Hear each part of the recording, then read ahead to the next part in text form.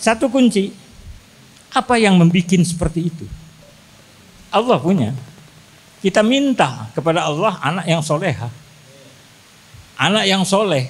Dengan cara kita ikuti aturan Allah itu saja. Termasuk kritik-kritik yang saya lakukan. Saya hidup prihatin Pak. Pesantren prihatin. Ya Alhamdulillah. Sebab tidak ada urusan kemuliaan dibeli dengan kemewahan. Tidak ada rumus. Mun hayang bagja kudu sangsara. Dibeli ku sangsara. Nggak ada itu. Bagja dibeli ku bagja. Nggak ada. Kemuliaan dibeli dengan kemuliaan. Nggak ada Pak. Nu mewah-mewah mimitina. Ngenah mimitina sangsara akhirnya. Tapi kalau orang prihatin dari awal, dia akan bahagia di ujung hidupnya. Kan begitu. Saya orang sengsara. Saya di tempat di pesantren dan sebagainya. Nah, kembali kepada persoalan. Itulah perbedaan antara ceramah dan kuliah. Bisa dipahami kan? Nah, sekarang terfokus. Iya makan kayak perlu itu baca. Sesuai dengan permintaan Gus Irfan kan. Sekarang saya ditugaskan untuk memberikan perkuliahan dalam pendidikan kader ulama. Yang namanya kader ya melalui pendidikan supaya jadi nantinya jadi militan gitu loh Pak. Kalau sekedar anggota tidak ada masalah. Tidak ada harus pendidikan segala macam. Tapi namanya kader sama Pak. Saya kader PKB. Dulu saya ketua PKB, saya anggota dewan juga dan sebagainya. Itu melalui pendidikan Pak. Terus kita pendidikan di tingkat kabupaten, ke tingkat provinsi, ke tingkat pusat, kita melakukan pendidikan. Itu namanya kader, jadi militan. Saya bukan siapa-siapa lagi sekarang di PKB, tapi pananyaan jelas saya. Kalau ada kebutuhan, perlu pendapat dan nasihat, ya Caimin kan dekat dengan saya. Termasuk saya yang kontribusi besar jadinya Caimin sebagai ketua umum. Itu Jawa Barat yang memenangkan. Di Jawa Barat ya otaknya saya dengan Wahidi, gitulah kurang lebih. Jadi saya selalu hangat dengan Caimin. Jadi kader itu militan Pak. Saya nggak mau ganti partai. Terserah yang lain, saya nggak ngajak ke PKB. Sebab satu-satunya partai yang ngaji kitab kuning itu PKB. Lihat bulan puasa Pak.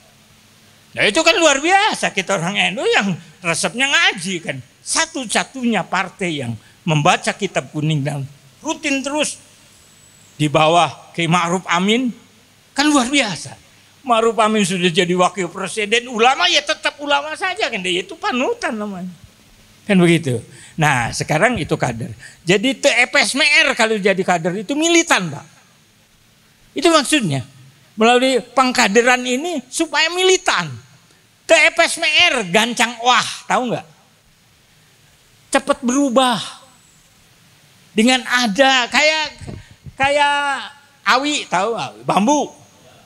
Ada angin dari belah barat, dia cepat ke timur. Dari sini, jadi ujung-ujungnya kan nggak punya arti apa-apa, diduruk gitu. Jadi pengkaderan itu dikandung maksud supaya militan. Bapak jadi ulama yang militan gitu loh.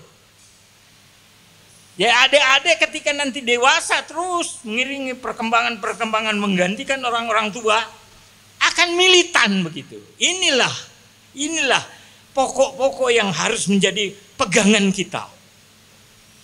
Ini kan tidak gampang ini, jadi ulama tidak gampang. Saya teringat kiwamid dunia bi arba'ati asya. Kuatnya dunia itu dengan 4 pilar. Kalau 4 pilarnya ini rontok salah satu, rontoklah semua. Yang utamanya bil ilmu ulama. Kalau tanpa ulama, kacau ini. Kalbahaim. Orang itu bodoh semuanya. Kalau sudah bodoh, siapa yang mau jadi pejabat? Bodoh. Siapa mau menjadi ekonom, pengusaha? Bodoh kan akhirnya nggak ada orang kaya. Karena bodoh semua. Bagaimana bersuaranya rakyat dalam arti doa atau aspirasi? Kalau itu tidak ada ilmu, yang jadi pokok adalah dunia ini intinya adalah ulama. Tanpa ulama, kacau. Cuma saya boleh ya, rada berdiri ya, agar hangat sedikit. ulama itu kan ada dua perspektif ya. Yang pertama, ulama menurut santri. Tentu ada ayat. Innama yakhshallaha min ibadihil ulama. Hanya ulama lah. Golongan yang paling takut sama Gusti Allah. Apa dasarnya? Karena ulama tahu betapa besar tanggung jawab menjadi manusia itu di hadapan Allah nanti. Karena ulama yang tahu bagaimana asal muasalnya manusia itu diberikan tanggung jawab yang besar. Karena kebodohan manusia, kenapa kehendak Allah semua itu diambil oleh manusia? Setelah ditawarkan kepada makhluk-makhluk yang lain, menolak. Tapi manusia mengambilnya. Gampang ngambil, itu bisa ngelaksanakan bagaimana tanggung jawab kepada Allah. Hanya ulama yang tahu. Di luar ulama nggak tahu, dikiranya hidup ini gratis. Iya kan? Allah berikan kan, kalau yang cerdas Allah berikan sebuah tulisan keinginannya. Itu Al-Quran kan, semua keinginan Allah ada, aturan Allah itu ada di dalam Al-Quran. Makanya kalau yang versi santri ini tentu berdasarkan syar'i. Allah berikan Quran. Baca tuh Quran, kamu baca Quran, amalan Quran, diamalkan Quran, nanti fasilitasnya kau berikan. Kamu akan diberikan ruang untuk kamu bisa bergerak dalam kehidupan ini. Hidup dan kehidupan Allah berikan. Allah berikan tanah, Allah berikan fasilitas, kamu diberikan rizki, kamu diberikan semua yang kamu inginkan diberikan dengan catatan baca Quran. Paham tak? Paham tak? Jadi kita suruh membaca dan mengamalkan Al-Quran. Fasilitas tekudu jadi pikiran orang. Ini kan kita salah. Qurannya tidak dibaca. Fasilitasnya fasilitas urusan Gusti Allah. Soal rezeki tekudu dipikirkan usaha baca Quran. Artinya baca Quran bukan hanya sekedar membaca, tapi dipraktekkan dalam kehidupan keseharian kan begitu. Ini Qurannya tidak dibaca, pesan Allah tidak diperhatikan. Malah mikiran pegawaian Allah. Keliru apa enggak? Urusan rizki jadi pikiran.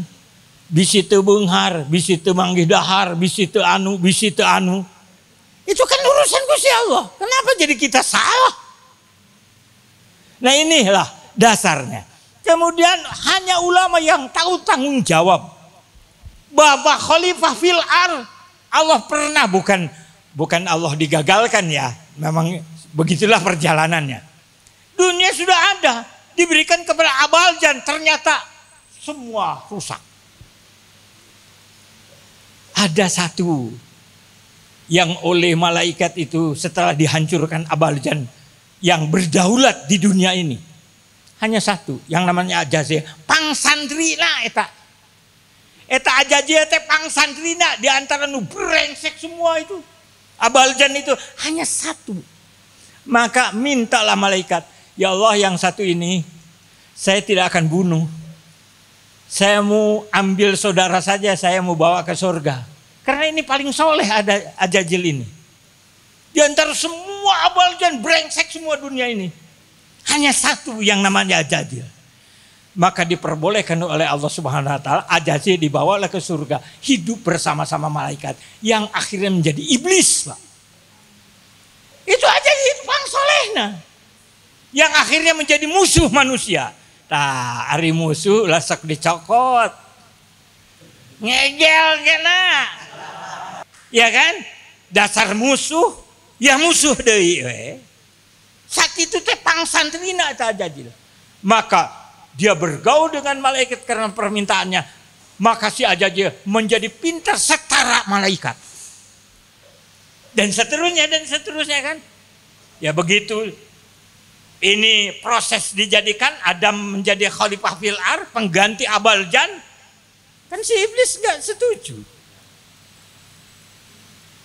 Dia tidak menyadari kegagalan masa lalunya, gak menyadari. Gengsi yang didahulukan. Kan begitu. Malahan terus terang saja malaikat juga turut ragu-ragu ketika Allah menyampaikan inni ja'ilun fil ardi khalifah, maka ada keraguan, seolah-olah di balik keraguan menawarkan diri juga itu malaikat. Ataj'alu fiha mayufsidu wa yasfiku dima, akankah engkau akan jadikan seperti dulu pertumpahan darah, mafsadat, macam-macam. Ini kegagalan kedua kalinya. Wa nahnu nusabbihu wa nuqaddisu lak. Kami selalu bertasbih, kami selalu mensucikan. Kan seolah-olah ada penolakan. Ya, dari malaikat seolah-olah menawarkan diri. Lantas Allah, inni a'lamu ma la ta'lamun. Ngertilah malaikat. Tidak perlu jawaban, ini sekedar pemberitahuan. Enggak usah ditanggapi. Ini ditanggapi. Ataj'alu. Padahal hanya pemberitahuan, dengerin aja. Bahwa aku akan ciptakan manusia sebagai khalifah fil ardh. Ini ditanggapi, direspon. Nah, ketika itu Allah, ini a'lamu ma la ta'lamun, merasa malaikat itu bahwa saya gegabah, kami ini gegabah.